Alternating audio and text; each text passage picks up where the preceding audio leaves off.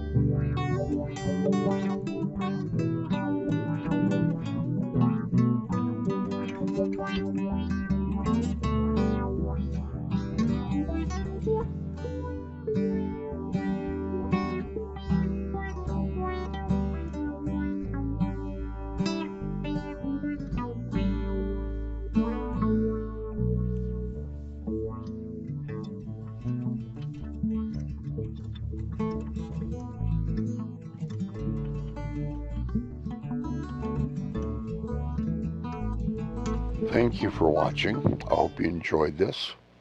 Please like my page and look forward to the next video in my series about then and now videos of Colorado history. Thanks again.